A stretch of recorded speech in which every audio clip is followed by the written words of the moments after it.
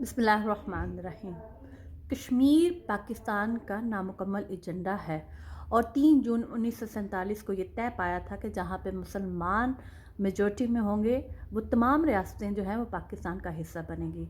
लेकिन उस वक्त के महाराजा हरी सिंह की आप साजिश समझ लें, क्योंकि एक हिंदू होने की हैसियत से वो कभी भी नहीं चाहता था कि मेरी रियासत जो है वो पाकिस्तान के साथ जाए। स्टैंड स्टिल एग्रीमेंट करने के बावजूद भी महाराजा हरी सिंह ने न सिर्फ कश्मीरियों को धोखा दिया बल्कि कायद-ए-आज़म मोहम्मद अली जिन्ना के साथ भी चीटिंग की और झूठा जाके एक्सेशन जो है वो उसने हिंदुस्तान के साथ कर लिया, जो कि आज तक वो साबित भी नहीं कर पाया।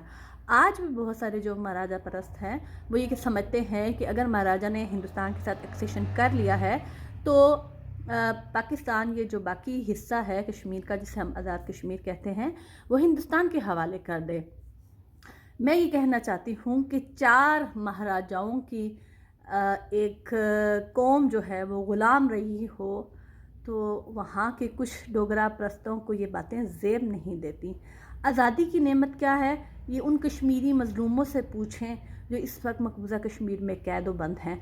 और इसके साथ साथ मैं एक और बात कहना चाहती हूँ कि आप लोग अक्सर मुआहदा अमृतसर के बारे में सुनते हैं, तो दुनिया की सबसे जो बड़ी ह्यूमन राइट्स की वायलेशन है वो 16 मार्च 1846 को हुई, जब गुलाब सिंह ने कुछ पैसों के एवज़ कश्मीर के लोगों को और कश्मीर की ज़मीनों को, उनकी जो कश्मीर की जम्मू की ज़मीनें थी उनको परचेज़ किया लोगों के साथ। और बेचने वाला कौन था?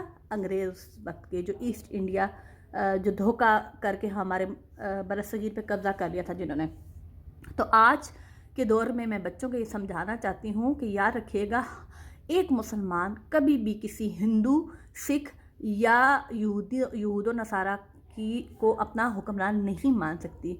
एक मुसलमान जो है उसका ज़मीर सिर्फ अल्लाह ताला को मानता है, नबी करीम सल्लल्लाहु अलैहि वसल्लम को मानता है, और उसके बाद कोई भी हुक्मरान हो लेकिन वो मुसलमान होना चाहिए।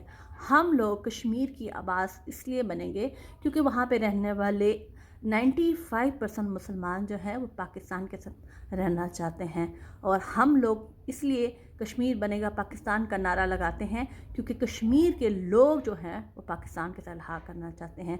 आए मैं और आप, हम सब मिलके, हम दुनिया के किसी भी कोने पे रहते हों, मकबूजा कश्मीर के लोगों की आवाज़ बने। याद रखिएगा कि हमने अल्लाह को जवाब देना है और हम लोगों के ऊपर, सब के ऊपर ये ज़िम्मेदारी है कि कश्मीर को जो आज़ादी है, जो उनका हक़ है, उन्हें वो दिलवाएं। शुक्रिया, जज़ाकल्लाह।